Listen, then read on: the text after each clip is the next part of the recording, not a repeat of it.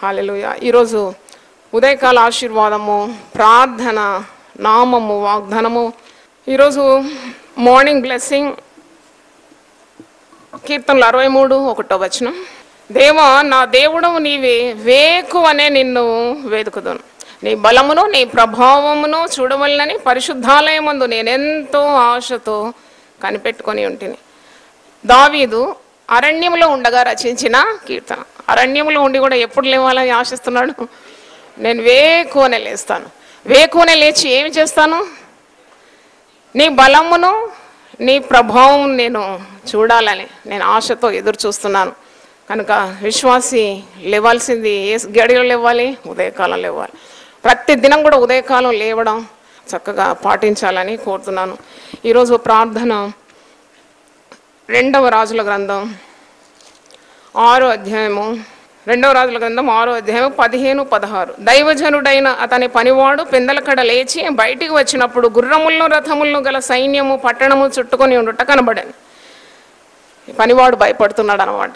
శత్రు గుర్రాలను రథాలను సైన్యాన్ని చూసి ఎలీషా దగ్గరున్న మరి ఈ సేవకుడు భయపడుతున్నప్పుడు అంతటా అతని పనివాడు, అయ్యో నా ఏలినవాడ, మనం ఏమి చేయడమని ఆ దైవజనుతో అనగా, అతడు భయపడవద్దు, మన పక్షమునున్న వారు వారికంటే అధికులై ఉన్నారని చెప్పి, యెహోవా వీడు చూచునట్లు దయచేసి వీని కండ్లను తెరువమని ఎలీషా ప్రార్థన చేయగా యెహోవా పనివాని కండ్లను తెరవజేశాను. గనుక వాడు ఎలీషా చుట్టూను పర్వతం అగ్ని గుర్రముల చేత రథముల చేత నిండి ఉండుట చూచాను. కళ్ళు తెరువమని ప్రార్థన. ఈరోజు ప్రార్థన ఏంటంటే, దయచేసి వీని కండ్లను తెరువమని ఎలీషా ప్రార్థన చేస్తున్నాను. కళ్ళు తెరవాలి. విశ్వాసి కూడా కళ్ళు, దేవా నా కళ్ళు తెరువమని ప్రార్థన చేయాలి. ఈ పనివాడు భయపడుతుంటే దేవుని భద్రత ఏ విధంగా దైవజనుని చుట్టూ ఉంది అది కనపరచడానికి ఎలీషా ప్రవక్త ప్రార్థిస్తున్నాడు, ఈ పనివాని కండ్లు తెరవమని. ఇంకో దగ్గర ఉంది కదా, నీ ధర్మశాస్త్రంలోని ఆశ్చర్యమైన సంగతులను చూచుటకు నా కన్నులను తెరు. ఈ యుగ సంబంధమైన దేవత మన మనోనేత్రములకు గుడ్డితనము కలుగజేస్తుంది. కాబట్టి ఈ ప్రార్థన, దేవ వీని కళ్ళు తెరు. మన గృహాల్లో కొందరు గుడ్డివారు ఉన్నారు, దేవుడు మన కన్నులు తెరిచినాడు. అలాగే వారి కన్నులు కూడా తెరవమని నువ్వేం చేయాలి? ప్రార్థన చేయాలి. దేవుని స్తోత్రం. హల్లెలూయా. మరి నామము నిర్గమకాండం 3వ అధ్యాయము 14 అందుకు దేవుడు నేను ఉన్నవాడను అనువాడనై ఉన్నానని మోషేతో చెప్పాను. ఇక్కడ మోషే అంటున్నాను, నువ్వు నాకు పంపుతున్నావు. సరే, వారు అంటారు నువ్వు ఎవరు పంపినా నిన్ను, ఎవరు చెప్తే నువ్వు ఇక్కడికి వచ్చినావు అంటే నేను ఏం చెప్పాలి అన్నప్పుడు ఇలాగ చెప్పు, నా పేరు ఏంటి? నా పేరు నేను ఉన్నవాడను. ఎంత మంచి పేరు! హల్లెలూయా చెప్దాం ఒకసారి. ఉన్నవాడను అంటే నేను మరి నిత్యమైన శక్తి, eternal power and unchanging strength, అంటే అంత ఎప్పటికీ ఉన్నవాడను, ఎప్పటికీ శక్తిమంతుడను అని నీవు నా గురించి చెప్పాలి. అంటే ఆనాడు ఐగుప్తీయులు కొన్ని వేలు కొన్ని లక్షల దేవుళ్ళను పెట్టుకొని, ప్రతిదానికి ఒక దేవుళ్ళను పెట్టుకొని పూజించే ఆ సమయంలో జీవం గల దేవుడు ఉన్నాడు. ఆయన పేరు యెహోవా. యెహోవా అంటే ఉన్నవాడని నువ్వు చెప్పాలి. క్రొత్త నిబంధనలు కూడా యేసుప్రభువు అంటాడు కదా, ఇదిగో నేను యుగ సమాప్తి వరకు సదాకాలం మీతో కూడా ఉన్నాను. హల్లెలూయా. ఇమ్మానుయేల్ అనే పదానికి నేను మీకు తోడై ఉన్నాను. మరి ఒక జీవం గల దేవుడు మన మధ్యలో ఉన్నాడు అన్నమాట. ఓ పాట పాడతాం కదా, ఉన్నావు దేవా నువ్వు సదాకాలము నాతో ఉన్నావు. హల్లెలూయా. ఈ లోకంలో ఎవరుంటారండి మనతో ఎల్లకాలం? నేను మీతో ఉంటాను కొద్దిసేపు, ఏడైతే నేను మా ఇంటికి వెళ్ళిపోతాను. కానీ మీతో ఎల్లకాలం ఉండేది ఎవరు? దేవుడే. హల్లెలూయా. భర్తలు ఉంటారా ఎల్లకాలం? భార్యలు ఉంటారా? పిల్లలు మనతో ఉంటారా? కానీ పెంచి పెద్ద చేసిన తర్వాత బాయ్ చెప్పి వెళ్ళిపోతారు, వాళ్ళ పని వాళ్ళు చూసుకుంటారు. కానీ సదాకాలం ఉండేది దేవుడే. హల్లెలూయా. అందుకే ఆయన పేరు ఉన్నవాడు. ఆయన ఉంటాడు, నీతో ఎల్లకాలము ఉంటాడు. అందుకే అంటాడు, నిన్ను విడువను, నిన్ను ఎడబాయను, నేను నీకు తోడుగా ఉంటాను. ఆయన పేరు ఉన్నవాడు. మూడు సార్లు మనం స్తోత్రం చెప్దాం. స్తోత్రం, స్తోత్రం, స్తోత్రం. పేరేంటంటే నామం ఏంటి? ఉన్నవాడు. వాగ్దానము యెషయా 58:9 అప్పుడు నీవు పిలువగా యెహోవా ఉత్తరం ఇచ్చును, నీవు మొరపెట్టగా ఆయన నేనున్నానను. హల్లెలూయా, హల్లెలూయా. నువ్వు ఏడుస్తుంటావు, నువ్వు బాధలు మొరపెడుతూ ఉంటావు, అప్పుడు దేవుడు నీకు జవాబిస్తున్నాడు, భయపడకు, నేను నీకు ఉన్నాను, ఐఎమ్ దేర్ ఫర్ యూ. నువ్వు మొరపెట్టగా ఆయన నేనున్నానను. ఆయన ఉంటే ఇంకేం తక్కువ ఉంటుందండి, దేవునికి స్తోత్రం కదా. ఆయన ఉంటే మనకేం తక్కువ. నువ్వు మొరపెట్టినప్పుడు ఆయన నేనున్నానంటాడు. ఇది ఒక గొప్ప వాగ్దానం. ఆయన నామం ఏంటి నేర్చుకున్నారు ఈరోజు? ఉన్నవాడు. వాగ్దానం ఏంటి? నువ్వు మొరపెట్టగా ఆయన ఉన్నానంటాడు. దేవునికి స్తోత్రం. ఆదేశం మత్తయి సువార్త 23:26 23-26. ఆదేశం, కమాండ్. గుడ్డి పరిసయుడా, గిన్నెయు పళ్ళెమును వెలుపల శుద్ధి అగునట్టుగా ముందు వాటి లోపల శుద్ధి చే. ఇది యేసు ప్రభు శిలువ మరణానికి ముందు ఆయన పరిసయులను, శాస్త్రులను, వారి మరి వేషధారణను చాలా గద్దించినాడు అనమాట. ఆ గద్దింపు అంతా మత్తయి సువార్త 23లో ఉంది. గుడ్డి పరిసయుడా అని పిలుస్తున్నాడు. అంటే ప్రభుకి ఎంత ధైర్యం కదా. ఎలా సంబోధిస్తున్నాడు. ఆనాడు వారు స్వనీతిమంతులు, వారు ధర్మశాస్త్రంలో ప్రావీణ్యులని. మరి యేసు ప్రభును వారు ఆ రోజు నమ్మలేదు. ఆ దినాల్లో ఎంతగానో ప్రభువును వారు అపహాస్యం చేస్తున్నారు, బాధిస్తున్నారు, విమర్శిస్తున్నారు. ఆ దినాల్లో యేసు ప్రభు ఇంత ధైర్యంతో వారిని ఎదుర్కొంటున్నాడు. మౌనంగా ఉన్నప్పుడు మౌనంగా ఉన్నాడు ప్రభు, నోరు తెరవాల్సినప్పుడు నోరు తెరిచినాడు. దేవుని స్తోత్రం. ఇప్పుడు అన్నాడు, గుడ్డి పరిసయుడా, నీవు గిన్నెయు పళ్ళెము వెలుపల శుద్ధి అగునట్టుగా ముందు వాటి లోపల శుద్ధి చే. వెలుపల అందరం బాగుంటాం కదా, కానీ లోపటి పరిస్థితి దేవుడు ఎరుగు. కనుక ఎప్పుడు విశ్వాసికి ఒక తపన ఉండాలి, దేవా నేను వెలుపల ఏ విధంగా ఉన్నాను అలాగే లోపల కూడా నా హృదయం ఎలా ఉండాలి? పరిశుద్ధంగా ఉండాలి. హల్లెలూయా. పరిశుద్ధత లేకుండా మనం దేవుని కార్యాలు మన జీవితంలో చూడలేం. దైవ కార్యాలను మన జీవితంలో చూడాలంటే మనకు మొదట పరిశుద్ధత కావాలి. ఆ పరిశుద్ధత కొరకు ప్రార్థన చేయాలి. నేను పరిశుద్ధుడను అనేదానికంటే విరిగి నలిగిన హృదయంతో నేను పాపిని ప్రభువా నన్ను కరుణించమని ప్రార్థన చేయాలి. ఆ ప్రార్థన దేవునికి చాలా ఇష్టం. మనం పైకి చాలా చక్కగా కనబడాలని ఎన్ని ప్రయత్నాలు చేస్తాం, అదే ప్రయత్నాలు అంతకంటే ఎక్కువ ప్రయత్నాలు లోన శుద్ధి అవుటకు మనము చేయాలి. దేవునికి స్తోత్రం. పైకి చాలా బాగా ఉంటాం, కానీ మన హృదయంలో ఉన్న ఆ యొక్క ఏంటది కల్మషాన్ని తొలగించుకోం. కాబట్టి ప్రార్థన చేయాలి. ఆనాడు యేసు ప్రభు అంటున్నాడు, గుడ్డి పరిసయుడా. ఏం పరిసయుడు అండి? గుడ్డి పరిసయుడు. గుడ్డి పరిసయుడా, నువ్వు పైన మాత్రం చాలా శుద్ధిగా ఉన్నావు, కానీ లోపట కల్మషంతో నిండి ఉన్నావు. ఇంకా చాలా ఘాటుగా మాట్లాడుతున్నాడు యేసు ప్రభు. మీరు ఒకసారి చూడండి, మత్తయి సువార్త 23, ఇంటికి వెళ్ళి ఈ అధ్యాయం అంతా చదవండి. గుడ్డి పరిసయుడా 26 23-26. గుడ్డి పరిసయుడా, గిన్నెయు పళ్ళెమును వెలుపల శుద్ధి అగునట్టుగా ముందు వాటి లోపల శుద్ధి చేయండి. ఆదేశం ఇది. 27 అయ్యో వేషధారులైన శాస్త్రులారా, పరిసయులారా, మీరు సున్నం కొట్టిన సమాధులను పోలి ఉన్నారు. సున్నం కొట్టిన సమాధుల్లాగా ఉన్నారు. అవి వెలుపల శృంగారం కాకపోండు, కానీ లోపల చచ్చిన వారి ఎముకలతోనూ సమస్త కల్మషంతోనూ నిండి ఉన్నది. అలాగే మీరు వెలుపల మనుషులకు నీతిమంతులుగా అగపడుతున్నారు, కానీ లోపల వేషధారణతోనూ అక్రమంతోనూ నిండి ఉన్నారు. ఈ మాటలన్నీ మనకు బాగా గుచ్చుకోవాలి. హల్లెలూయా. కొద్దిగా నొప్పి కలగాలి కదా. రోగం వచ్చినప్పుడు డాక్టర్ ఒక సూది గుచ్చుతుంది, అప్పుడు ఏం హాయిగా ఉంటుందా? నొప్పి బాగా సుర్రమంటుంది, కానీ అది మనకు మంచిది అన్నమాట. దేవునికి స్తోత్రం. అలాగే దేవుని వాక్యం కూడా కొన్నిసార్లు గుచ్చుకుంటుంది, కానీ అది నీకు మేలే. దేవునికి స్తోత్రం కలుగును గాక. హల్లెలూయా. ఈరోజు ఉదయకాలం దీవింపబడే విధానం. ఉదయకాలం 92వ కీర్తన, సామ్స్ 92:1-3. యెహోవాను స్తుతించుట మంచిది, మహోన్నతుడ నీ నామమును కీర్తించుట మంచిది. ఉదయమున నీ కృపను, ప్రతి రాత్రి నీ విశ్వాస్యతను 10 తంతుల స్వరమండలములతోనూ గంభీర ధ్వని గల సితారాతోనూ ప్రచురించుట మంచిది. ఇక్కడ మీరు ఈ 3 వచనాల్లో చూసినప్పుడు 3 సార్లు ఉంది మంచిది, మంచిది, మంచిది. హల్లెలూయా. స్తుతించుట మంచిది, దేవుని నామము కీర్తించుట మంచిది, మరి వాయిద్యాలతో దేవుని మయంపరచడము మంచిది. పలకండి, మంచిది. హల్లెలూయా. మంచిది అంటే it's very good to praise God. అది కూడా ఉదయమే లేచి, ప్రతి ఉదయము అనున్నది. ఉదయమున నీ కృపను, ప్రతి రాత్రి నీ విశ్వాస్యతను 10 తంతుల స్వరమండలం అంటే వాయిద్యాలతో నిన్ను ఘనపరచడం చాలా మంచిది. ఉదయకాలము దేవుని సన్నిధిలో మనము మరి కనిపెట్టడం ఎంతో మంచిది. చాలా సమస్యలు, అందరికీ సమస్యలే. సమస్యలు లేని వాళ్ళు ఎవరున్నారండి? నన్ను అడిగితే నారాయణగూడ సిమెట్రీ లేకుంటే మెట్టుగూడ సిమెట్రీలో ఉంటారు సమస్యలు లేని వాళ్ళు. వాళ్ళు అక్కడే ఉంటారు. కానీ బ్రతికున్నంతసేపు మనకేముంటాయి? సమస్య. మరి ఈ సమస్యలకు పరిష్కారం ఎక్కడ లభిస్తుంది?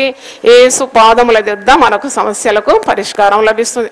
మరి ఎప్పుడు ఆయనను వెతకాలి? ఉదయమే వెతకాలి, ఉదయమే వెతకాలి, వేకువనే లేవాలని. మరి ప్రతి దినం ఉదయకాలము లేవడం ద్వారా ఉన్న ఆశీర్వాదం మనం ధ్యానిస్తున్నాం. ఈ ఉదయము మరి దేవుని సన్నిధిలో ప్రార్థించడం మాత్రం కాదు, స్తుతించడం కూడా నేర్చుకోవాలి. అది చాలా మంచిది. స్తుతి సింహాసనం వేయాలి. You have to praise, keep praising God. దేవుడు నీ జీవితంలో చేసిన మరి ప్రతి మేలును జ్ఞాపకం చేసుకోవాలి ఉదయకాలం కదా. ఎప్పుడు ఆందోళన, కలవరము, చింత, చీకు కాకుండా గత కాలంలో దేవుడు చేసిన మేళ్ళన్నీ కూడా జ్ఞాపకం చేసుకోవడానికి ఆ ఉదయకాలం ప్రశస్తమైన వేళలు చాలా ప్రాముఖ్యమైంది. దేవునికి స్తోత్రం. అంటే నువ్వు స్తుతి సింహాసనము దేవుని యొక్క సన్నిధి కొరకు నువ్వు వేస్తున్నావని అర్థం. ఉదయము లేచినప్పుడు దేవుణ్ణి ప్రార్థనతో మాత్రం ఎదుర్కోవడం కాదు, ఉదయము స్తుతితో కూడా నీవు ఎదుర్కోవాలి. దేవునికి స్తోత్రం. స్తుతించినప్పుడు నీకు గొప్ప నెమ్మది, సమాధానం లభిస్తుంది. తర్వాత నువ్వు ప్రార్థన చేస్తున్నావు, దైవశక్తి మొదలుకుంటున్నావు. దినమంతటి కొరకు దేవుని కృపను నీవు దింపుకుంటున్నావు, నీ జీవితంలో దింపుకుంటున్నావు అనమాట. బావిలో నీళ్లు మీ ఇంటికి రావాలంటే నువ్వేం చేయాలి? ఒక బకెట్, ఒక తాడు కట్టి ఏం చేయాలి?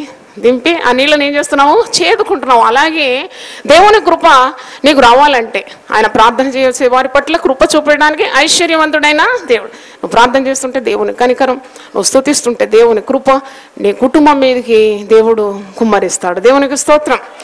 రానున్న అపాయము, హఠాన్ మరణాలు, మరి కీడు, ఇవన్నీ తొలగిపోతుంది ఉదయమే లేచి దేవుని సన్నిధిలో స్తుతిస్తూ ప్రార్థన చేస్తూ నీ యొక్క మరి వ్యధలైన, బాధలైన, భయాలన్న ఇవన్నీ దేవుని సన్నిధిలో నీవు తెలియజేస్తున్నావు, ప్రార్థన చేస్తున్నావు, స్తుతిస్తున్నావు. శక్తిని దినమంతటి కొరకు పొందుకుంటున్నావు. దేవుని స్తోత్రం. హల్లెలూయా. ఎంతమందికి హృదయంలో ఉన్నది తప్పకుండా నేను ఉదయం లేచి ఇక మీదట ప్రార్థన చేస్తానని ఎంతమంది తీర్మానం చేసుకున్నారు? దేవుని స్తోత్రం. హల్లెలూయా. 100%. దేవుడు మిమ్మల్ని దీవించును గాక. ఆమేన్. ఈరోజు ప్రార్థన 86 కీర్తన 11వ వచనం, 86 Psalms 11th verse. యెహోవా, నేను నీ సత్యమును అనుసరించి నడుచుకున్నట్లు నీ మార్గమును నాకు బోధించు. నీ నామమునకు భయపడినట్లు నా హృదయమునకు ఏక దృష్టి కలగజేయు. ఇక్కడ ప్రార్థన అన్నమాట. కీర్తనలో ప్రార్థన ఉంటుంది, కీర్తనలో స్తుతి ఉంటుంది. మరి దావీదు దాదాపు 70 కీర్తనలకు పైగా రాసినాడు. ఇది కూడా దావీదు రాసిన కీర్తన. ప్రార్థన, స్తుతి అంటే బండికి 2 చక్రాల్లాగా అనమాట, నిన్ను ముందుకు తీసుకొని వెళ్తుంది. ఇక్కడ ఈ ప్రార్థన ఏంటంటే, నీవు నీ సత్యము నేను అనుసరించి నడుచుకున్నట్లు నీ మార్గము నాకు బోధించు కదా. భక్తులను నిలబెట్టి, సేవకులను నిలబెట్టి దేవుడు తన మార్గాలను ప్రజలకు ఏం చేస్తాడు? బయలుపరుస్తాడు. దేవునికి స్తోత్రం. తన మార్గములను బయలుపరుస్తాడు, జీవితంలో నడుచుకునే విధానాన్ని బయలుపరుస్తాడు. సత్యం అనుసరించి జీవించడానికి నీకు మార్గమును వారు బోధిస్తున్నారు. మరి ఇక్కడ ఒక ప్రార్థన చూడండి, నీ నామమునకు భయపడినట్లు నా హృదయమునకు ఏక దృష్టి కలగజు. చంచల స్వభావము, చపల చిత్తము ఇవన్నీ తొలగించి నాకు ఏకదృష్టి దయచే, ఏక హృదయం దయచే, నాకు ఏకాత్మ దయచే. నా గురి నీ యొద్దకే, నీ మీదనే ఉండాలి, నా దృష్టి నీ మీదనే ఉండాలి. లగన్ అంటారు హిందీలో, లగన్ అనమాట. అంటే నీవు దేవుని మీదనే ఏకాగ్రత కలిగి ఉన్నావు, ఇంకా దేని కూడా నిన్ను ఆ దృష్టి నుండి మలచడం లేదు. అందుకే ఇక్కడ ప్రార్థన చేస్తున్నాడు, నేను నీ నామమునకు భయపడినట్లు నాకు ఏక హృదయము దయచే, ఏక దృష్టి దయచే. అంటే మనిషికి ఎన్నో ఉద్దేశాలు ఉంటాయి, ఎన్నో లక్ష్యాలు ఉంటాయి, ఎన్నో కోరికలు ఉంటాయి. మరి దీని మధ్యలో అటు ఇటు చపల చిత్తంతో కానీ మరి చంచల స్వభావంతో గురి తప్పకుండా దేవుని మీదనే గురి పెట్టుకోవడం అనమాట. అదే ప్రార్థన చేస్తున్నాడు. కొన్నిసార్లు నీకు విచారం ఇచ్చినప్పుడు, చింతలు ఎక్కువగా అయినప్పుడు దేవుని మీద ఉన్న దృష్టి తొలగించుకొని ఈ లోక విచారంలో కొట్టుకొని పోతావు. అంటే బాధలో, భయంలో దేవుని ఆరాధించడానికి, దేవుని సన్నిధికి రావడానికి మరి నీకు ఆ ఏక దృష్టి కోల్పోతావు. కానీ ఎట్టి పరిస్థితుల్లో కూడా దేవుని మీదనే గురి పెట్టుకొని ముందుకు సాగాలని ప్రార్థన చేస్తున్నాడు. నాకు ఏక దృష్టి నీవు కలుగజేయి. ప్రార్థన చూడండి 86:11. నీ నామమునకు భయపడునట్లు నా హృదయమునకు ఏక దృష్టి కలుగజేయి. హల్లెలూయా. మరి ఈరోజు నామము మార్క్స్ వార్త 7:37. ఆయన సమస్తమును బాగు చేయువాడు, బాగుగా చేయువాడు అని ఒక మాట ఉంది. ఇది 7:37, మార్క్ 7:37. ఈయన సమస్తమును బాగుగా చేసి ఉన్నాడు. అంటే నామము లాగా మనం ధ్యానించినాం 1000 నామాలు. ఈయన ఎవరబ్బా? ఒకసారి శిష్యులు అంటారు, ఈయన ఎవరు? సముద్రం మరి గాలి కూడా ఇతనికి లోబడుతుంది, ప్రకృతి ఇతనికి లోబడుతుంది. ఇక్కడ ఈయన సమస్తమును బాగా చేసి ఉన్నాడు అని ఇక్కడ చెప్తున్నారు. అంటే ఏం చేస్తున్నాడు ఇతనంటే, కింది వచనంలో ఉంది, చెవిటి వారు వినున్నట్లుగాను మూగవారు మాట్లాడినట్లుగాను చేయుచున్నాడు అని చెప్పుకొని అపరిమితముగా వారు ఆశ్చర్యపడి. యేసు ప్రభు చేసే కార్యాలు చూసినప్పుడు ప్రజలకు ఆశ్చర్యం అవుతుంది, జన సమూహానికి ఆశ్చర్యం కలుగుతుంది. ఈయన అన్ని బాగు చేస్తున్నాడు, సమస్తం బాగు చేస్తున్నాడు. ఈ నామం చాలా మనకు దీవెనకరంగా ఉంది. మన జీవితంలో ఎన్నో కొదువలు ఉన్నాయి, ఎన్నో అవకతవకలు ఉంది. We are not perfect, we do not have a perfection in our lives. కానీ we have a perfect God who can make everything perfect. Hallelujah. మనకు ఒక పరిపూర్ణుడైన దేవుడు ఉన్నాడు. పరిపూర్ణుడు మన తండ్రి, పరిపూర్ణుడు కాబట్టి ఆయన అన్ని పరిపూర్ణంగా చేయగలడు. ఆయన సమస్తం బాగుగా చేయగలడు. నీ జీవితంలో ఉన్న ఆ కొదువలన్నీ తీర్చగలడు. ఆయన బాగు చేస్తాడు. ఇక్కడ చెవిటి వారిని బాగు చేసినాడు, మూగ వారిని బాగు చేసినాడు, కుంటి వారిని బాగు చేసినాడు, గుడ్డి వారిని బాగు చేసినాడు. నన్ను అడిగితే అస్సలు చెవిటి వాళ్ళు ఎవరంటే దేవుని వాక్యం వినని వారే చెవిటివారు. గుడ్డివారు ఎవరంటే దేవుని కార్యాలు చూడలేని వారు గుడ్డివారు. కుంటివారు ఎవరు? దేవుని సన్నిధికి రానివారే కుంటివారు. ఇంకెవరున్నారు? మూగవారు ఎవరు? దేవుని గురించి మాట్లాడని వారు మూగవారే. నేనైతే అలాగే తీసుకున్నాను ఈ వాక్యం. ఆయన సమస్తం బాగు చేస్తాడు. మన గృహాల్లో ఉన్న కుంటివారిని, గుడ్డివారిని, మూగవారిని, చెవిటివారిని ఆయన బాగు చేయబోతున్నాడు. దేవుని స్తోత్రం. హల్లెలూయా. ఈయన సమస్తమును బాగుగా చేసి ఉన్నాడు. దేవుని స్తోత్రం. మరి నీ జీవితంలో ఉన్న పరిస్థితులు, తికమకైన నీకు బాధలు హెచ్చుగా ఉన్న, భయాలు ప్రతిదినము నీకు హెచ్చుగా అయిన, అనుమానాలు నీ జీవితంలో ఉన్న వీటన్నిటిని కూడా అధిగమించిన గొప్ప శక్తి దేవునిలో ఉంది. నువ్వు ప్రార్థన దేవునికి చేస్తున్నావు కాబట్టి ఈయన సమస్తము నీ జీవితంలో బాగుగా చేయవాడు. చప్పట్లు కొట్టి దేవుని స్తుతిద్దాం. హల్లెలూయా. అందుకే ఆశ కోల్పోదు. Never lose hope in God. Keep on trusting God, keep on trusting God. నేనైతే ఒక సవాల్గా తీసుకున్నాను, అసాధ్యమైన వాటి కొరకు దేవుణ్ణి నమ్మాలి. దేవుని స్తోత్రం. సాధ్యమైన వాటి మనిషి చేస్తాడు, అసాధ్యమైన వాటి ఎవరు చేస్తారండి? దేవుడే చేస్తాడు. దేవుని స్తోత్రం. Trust God for all impossible things. అసాధ్యం అంటే take it as a challenge and trust God. దేవుడు సమస్తము బాగుగా చేయగలడు. హల్లెలూయా. మరి ఈరోజు వాగ్దానము సామెతలు 16:3 నీ పనుల భారము యెహోవా మీద ఉంచుము, అప్పుడు నీ ఉద్దేశములు సఫలమగు. హల్లెలూయా. నీ పనులే కదా, ఎన్ని పనులు రోజు. ఉదయం లేస్తే అబ్బా, మరి రాత్రి నిద్ర పోయేంత వరకు పనులు పనులు పనులు. ఎక్కువ పనులు కొన్నిసార్లు రాత్రి నిద్ర కూడా పట్టదు. ఇన్ని పనులు, జీవితం అంతా పనులే. కానీ పరిశుద్ధ వాక్యం మనకు ఏం బోధిస్తుందంటే, నీ పనుల భారం అంతా ఎవరి మీద వేయాలి? దేవుని మీద మోపాలి. నీ పనుల భారం యెహోవా మీద ఉంచు. అంటే ఏంటి? ఎలా ఉంచుతావు నీ పనుల భారం యెహోవా మీద? ప్రార్థన ద్వారా. ప్రార్థనలో నీ పనుల భారం అంతా దేవునికి అప్పగిస్తావు. నీ వ్యాజ్యాన్ని దేవునికి అప్పగిస్తావు. నీ భయభీతులన్నీ కూడా దేవునికి తెలియజేస్తున్నావు. నీకు ఉన్న లక్ష్యాలు, ఉద్దేశములు, నీకున్న మరి ఆ సమస్యలు ఇవన్నీ కూడా దేవునికి తెలియజేస్తున్నావు. నీకున్న బాధ్యతలు, భారములు ఇవన్నీ దేవునికి అప్పచెప్తున్నావు. అంటే దేవునికి అప్పచెప్పి చేతులు కట్టుకొని కూర్చోమని కాదు. ఒక భక్తుడు ఇలాగ అంటాడు, ప్రే like everything depends on God. When you pray as if everything depends on God. When you work as if everything depends on you. అంటే పని చేయాలి, ప్రార్థన కూడా చేయాలి. చాలామంది ప్రార్థనే చేస్తారు, పని చేయరు. అలాగే ఎక్కడ లేదు. You have to work. చూడండి, ద్రాక్షారసం, నీటిని ద్రాక్షారసంగా మార్చాలంటే శిష్యులతో అంటాడు, రాతి బాణాలు తీసుకురా. అంచుల మట్టుకు నీళ్లను నింపమంటున్నాడు. ఇవన్నీ వారికి చేతనయ్యే పనులే. రాతి బాణలు దేవడం, అంచుల మట్టుకు నీళ్లను నింపడం ఒక్కటే వారి చేత కాదు. ఏంటంటే నీళ్లను ద్రాక్షారసంగా మార్చలేరు. They cannot change water into wine, but they can bring the earthen vessels, they can fill it to the brim with water. అంటే మనకు చేయగలిగినవన్నీ మన సాయశక్తులు ప్రయత్నించి మనకు చేతగానివన్నీ కూడా ఎవరికి అప్పగించాలి? దేవుని. చప్పట్లు కొట్టి దేవుని స్తుతించు. హల్లెలూయా. కేవలం పని చేయకుండా ప్రార్థన చేయమని కాదు, చేయి, నీ సామర్థ్యం వాడుకో, నీ శక్తికి మరి వంచన లేకుండా పనులు చేయి. కానీ ఈ పనులన్నీ చేయడానికి దేవుడు నీకు శక్తినిస్తాడు. మరి చేయలేని కార్యాలు ఆయన నీ కొరకు చేసి ముగిస్తాడు. దేవునికి స్తోత్రం. హల్లెలూయా. అందుకే నీ పనుల భారము యెహోవా మీద ఉంచాలి, అప్పుడు నీ ఉద్దేశములు సఫలం. ఇంకో దగ్గర ఉంది, నీ భారము యెహోవా మీద మోపుము అని ఇంకో మాట ఉంది. దేవునికి స్తోత్రం. ఈరోజు ఆదేశం ఫిలిప్పీలకు రాసిన పత్రిక 4వ అధ్యాయం 6వ వచనం. Philippians 4:6. దేనిని గూర్చి చింతపడకుడి కానీ ప్రతి విషయంలోనూ ప్రార్థన విజ్ఞాపనముల చేత కృతజ్ఞతాపూర్వకంగా మీ విన్నపములు దేవునికి తెలియజే. హల్లెలూయా. చింతలేని మనిషి ఎక్కడ ఉంటారండి కదా?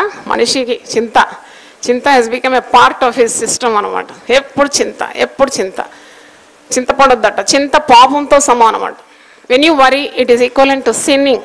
అంటే నువ్వు ఎప్పుడు చింతిస్తున్నావు అంటే దేవుని శక్తిని తక్కువగా అంచనా వేస్తున్నప్పుడే నీకు చింత నీ హృదయంలోకి, నీ మదిలోకి ఎక్కింది. నువ్వు ఎప్పుడైతే దేవుని మీద విశ్వాసం వస్తుందో నీకు చింతతో పని లేదు. అంటే you are trusting God. In God we trust. Hallelujah. యోబు ఎక్కడ చేసినాడు తప్పని నేను ఒకసారి వాక్యం అంతా చదువుతున్నాను. 10 మంది పిల్లల కొరకు ఉదయాన్నే లేచి చేసినారు అని చెప్పి దేవునికి మొరపెట్టిన యోబు మరి ఇంతగా ఎలాగూ బాధలు అనుభవించినాడంటే యోబు 3:25లో నాకు దాని జవాబు దొరికింది. ఏంటంటే నేను దేనికి బహుగా భయపడినో అదే నా మీదికి వచ్చి ఉన్నది. చాలా ప్రార్థన చేసినాడు, భయపడినాడు. అంటే ఈ తప్పు మనం చేయొద్దు. ప్రార్థన చేయాలా, దేవుని నమ్మాలి, అంతే. దేవునికి స్తోత్రం. ప్రార్థన చేస్తూ భయం పడుతుంది, దానివల్ల ప్రయోజనం ఏమీ లేదు కదా. ప్రార్థన చేయాల, ఆయన సమస్తము బాగుగా చేయగలడని, ఆయన నీ కార్యాలన్నీ సఫలపరుస్తాడని, ఆయన నీ హృదయ వాంఛలు తీరుస్తాడని, నీ ప్రార్థనలకు జవాబిస్తాడని గొప్ప నమ్మకం దేవునిలో ఉండాలి. అంతేగాని భయపడే అవసరం లేదు. అందుకే మీరు దేని గురించి ఏం చేయొద్దు, చింతించండి. బీ కేర్ఫుల్ ఫర్ నథింగ్ అంట. అంటే దేని గురించి చింత అవసరం లేదు. అంటే చింతలేని బ్రతుకులని కాదు. దానికి చాలామంది దేవుని వాక్యాన్ని విపరీతంగా అర్థం చేసుకుంటారు, విరుద్ధంగా దాని భావం అర్థం చేసుకుంటారు. చింత లేకుండా బ్రతుకుమని కాదు. అంటే ఏ బాధ్యత బరువు తీసుకోకుండా బ్రతకడం కాదు. ఈ జీవితంలో దేవుని వాక్యాన్ని ఆధారం చేసుకొని దేవుని నుండి శక్తి పొందుకొని నీకున్న అనుమానాలు, భయాలు, చింత ఇవన్నీ కూడా ప్రక్కకు నెట్టి దేవుణ్ణి గురిగా కలిగి బ్రతికితే తప్పకుండా నీ ప్రార్థనలన్నీ కూడా సఫలపరుస్తాడు, నీకు విజయవంతమైన జీవితాన్ని ఇస్తాడు. దేవునికి స్తోత్రం. అందుకే దేన్ని గురించి చింతపడదు. కానీ ప్రతి విషయం ఏం చేయమంటున్నాడు? ప్రార్థన. కొందరు చింతపడరు, కొందరు ప్రార్థన కూడా చేయరు. అలా కాదు, నువ్వు చింతపడద్దు కానీ ప్రతి విషయంలో ఏం చేయాలి? ప్రార్థన చేయాలి. ప్రతి విషయంలో కృతజ్ఞతాస్తుతులు అర్పించాలి. అప్పుడు సమస్త జ్ఞానమునకు మించిన దేవుని సమాధానము మన హృదయములకు, మన తలంపులకు కావలి ఉండి మనల్ని రక్షించు. హల్లెలూయా. హల్లెలూయా. దేవుడు ఈ మాటలు దీవించును గాక. ఆమేన్. ప్రార్థన చేసుకుందాం. నీ మాటలు మాకు జీవము కలుగజేస్తుంది, నీ మాటలు మమ్మల్ని బ్రతికిస్తుంది, మాకు త్రాణి పుట్టించేది నీ వాక్యమే తండ్రి. నీకు స్తోత్రం ప్రభువా.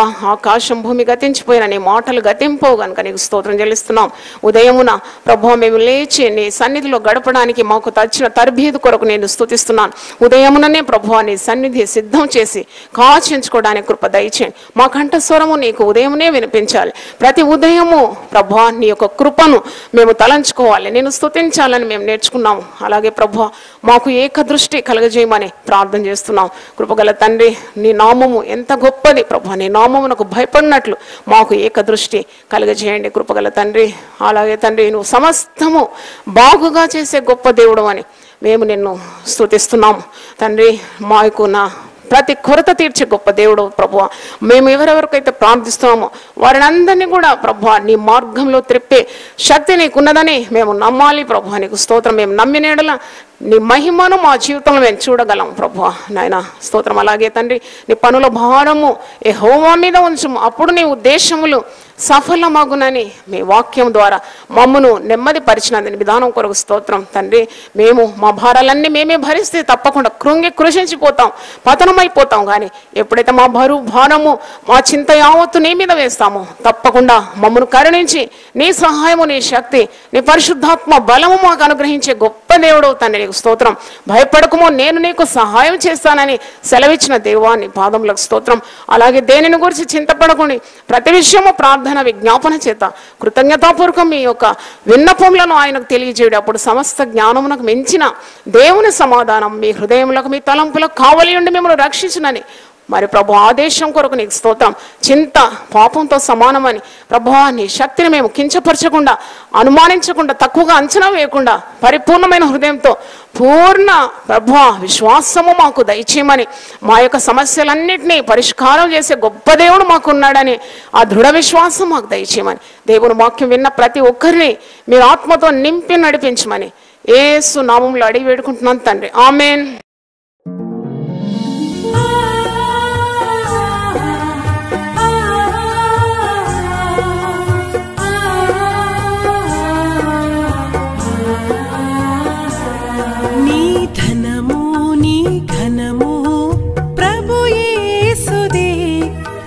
దశమా భాగము నీయ వెనుదీతువా. నీ ధనము నీ ఘనము ప్రభు యేసుదే, నీ దశమా భాగము నీయ వెనుదీతువా. ధరలోన ధనధాన్యములనీయగా కరుణించి కాపాడి రక్షింపగా. ధరలోన ధనధాన్యములనీయగా కరుణించి కాపాడి రక్షింపగా. పరలోకనాదుండు నీకీయగా మరి యేసు కొరకీయ వెనుదీతువా. పరలోకనాథుండు నీకీయగా మరి యేసు కొరకీయ వెనుదీతువా. నీ ధనము నీ ఘనము ప్రభు యేసుదే, నీ దశమా భాగము నీయ వెనుదీతువా. పాడి పంటలు ప్రభువు నీకీయగా కూడు గుట్టలు నీకు దయచేయగా. పాడి పంటలు ప్రభు నీకీయగా కూడు గుట్టలు నీకు దయచేయగా. వీడంగ ప్రభు యేసు నామంబును గడువేల ప్రభుకీయను క్రైస్తవ.